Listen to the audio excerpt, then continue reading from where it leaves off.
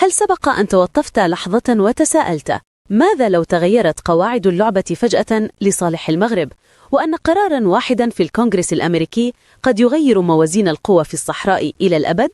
في ثوان سنكشف معاً خبراً قد لا يقرأ بنفس الطريقة في كل مكان.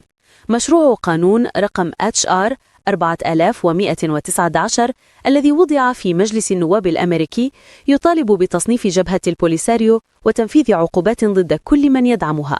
وبالنهاية سأخبرك لماذا هذا ليس خبرا دبلوماسيا باردا، بل مسألة قد تلامس حياتك اليومية، اقتصاد منطقتك وأمن وطنك. تخيل المشهد: في أروقة الكونغرس نواب من الحزبين يتوافقون على نص يصف الجبهة بأنها كيان مسلح يرتبط بجهات إقليمية تعتبر معادية للمصالح الغربية. من قدم المشروع؟ النائب جو ويلسون من ساوث كارولاينا بمساندة نواب آخرين، وأحيل النص صورا إلى لجنتي الشؤون الخارجية والقضاء لمزيد من التدقيق. هذا لا يحدث صدفة، هذه مبادرة ذات دوافع استراتيجية ورسائل سياسية واضحة. لنعد قليلا إلى الخلف. لماذا الآن؟ لماذا هذا الزخم في واشنطن؟ نص مشروع القانون نفسه يذكر سلسلة من المعطيات، تقارير استخباراتية وصحفية تربط البوليساريو بإيران، وتستشهد بتقارير أفادت بتدريب عناصرها على الطائرات المسيرة، وتلميحات عن علاقات مع تنظيمات مسلحة إقليمية. هذه المعطيات تحول القضية من نزاع إقليمي مع بعد استعماري إلى ملف أمني دولي يهم استقرار حلفاء الولايات المتحدة. الكشف عن هذه الروابط حتى لو احتاجت سألا وتحقيقات إضافية يعطي المشروع ثقلا سياسيا قد يتخطى سقف المزايدات الحزبية. الآن تعالوا نفهم السيناريوهات. إذا أصبح المشروع قانونا، أو إذا تحركت إدارة أمريكية استجابة لضغط الكونغرس، فما الذي يمكن أن يحدث؟ أولا، فرض عقوبات اقتصادية على جهات وكيانات مرتبطة بالبوليساريو، وربما على جهات في الجزائر يزعم أنها تحتضن وتمول التنظيم. ثانيا، إدراج البوليساريو في قوائم التنظيمات الإرهابية قد يقيد حركتها المادية والمالية، ويجعل أي دولة أو جهة تتعامل معها عرضة لعقوبات ثانوية.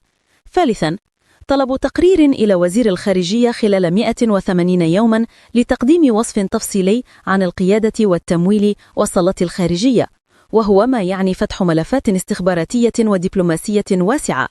هذه التفاصيل مذكورة حرفيا في نص المشروع، ولكن بين السطور ثمة أمور لا يكتبها نص القانون. الدبلوماسية ليست مجرد نصوص، بل مصالح اقتصادية، خطوط إمداد، قواعد تحالفات إقليمية. إعلان مثل هذا من الكونغرس يرسل رسالة مزدوجة إلى الجزائر بأن استمرار دعم البوليساريو قد يكلفها عزلة وعقوبات، وإلى الأطراف الداعمة للسلام بأن هناك دعما متزايدا لمقترح الحكم الذاتي المغربي كحل عملي. هذا يحول خطوة سياسية إلى ضغوط عملية على الأرض، تمويل أقل، دعم لوجستي أصغر، وحركات دولية تقلق من الملاحقات القانونية. دعنا ننزل للمواطن البسيط. وماذا يعني هذا لي؟ أول أثر ملموس هو الأمن. أي تصعيد أو عزل لإحدى الأطراف قد يخفف من قدرة الجماعات المسلحة على الحصول على موارد أو تقنيات قتالية، يعني مناطق حدودية أكثر أمانة، خطوط شحن أقل عرضة لانقطاع، وسياحة واستثمارات محتملة أقل قلقا من مخاطر أمنية. ثانيا، الاقتصاد. كلما انخفضت عناصر عدم الاستقرار زاد جاذبية الاستثمار في البنية التحتية والطاقة والسياحة. ثالثا، الطابع الرمزي. اعتراف أو دعم دولي متزايد لمقترح الحكم الذاتي يعيد بناء صورة المغرب كطرف يقدم حلا واقعيا ويعزز روايته أمام المجتمع الدولي. باختصار، استقرار أفضل يلمس جيب المواطن وحياته اليومية. لكن لا تسرع بالفرح. السياسة لا تعمل بخط مستقيم. هناك ردة فعل متوقعة من الجانب الجزائري والفاعلين الإقليميين الداعمين للبوليساريو. سيحاولون مواجهة الخطوة دبلوماسيا، وربما عبر منابر إعلامية ومحاولات لتعبئة المجتمع الدولي على ما يوصف بأنه الضغط الأحادي على الطرف. هذا يعني أننا أمام أشهر من التراشق السياسي والدبلوماسي، وربما محاولات لتدويل النزاع أكثر. وفي أفضل الأحوال سيكون هناك حسابات سياسية داخلية في الجزائر. هل المخاطرة بتدهور العلاقات مع الولايات المتحدة والشرقيين تستحق الحفاظ على دعم البوليساريو؟ هذا سؤال كبير ولديه ثمن. التلاعب بالمراكز. لننظر إلى المشهد الدولي. إيران وفقا لما أشار إليه النصر والكتب الصحفية المستندة إلى تحقيقات لها علاقات تاريخية بجهات في المنطقة. أي ربط بين البوليساريو ودوائر إقليمية معادية للغرب يجعل الموضوع أكثر حساسية للأمن الأمريكي والأوروبي. هذا لا يعني تلقائيا صدور أحكام نهائية بحق البوليساريو، لكن يضعها تحت ضوء قانوني وسياسي قوي قد يغير قواعد اللعبة. يجب أن نفهم أن قرار الكونغرس هنا رسالة سياسية، نحن نراقب ونحن مستعدون للتحرك. وبالنسبة للسياسة المغربية الداخلية والخارجية، هذه لحظة للمزايا والدقائق الحرجة. الفوز بدعم مؤسسة قوية مثل الكونغرس يعني أن الرباط حصلت على تحيز دولي لصالح مقترحها، ولكن هذا لا يجعل الحسم تلقائيا.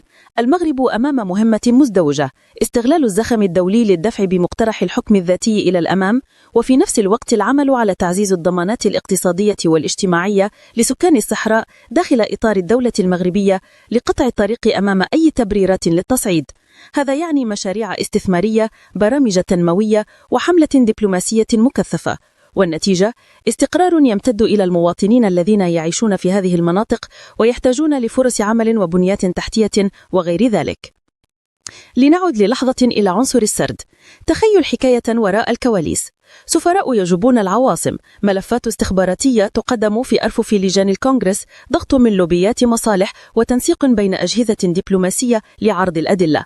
مشهد يبدو كفيلم تجسس، لكنه يحدث اليوم في قاعات صنع القرار.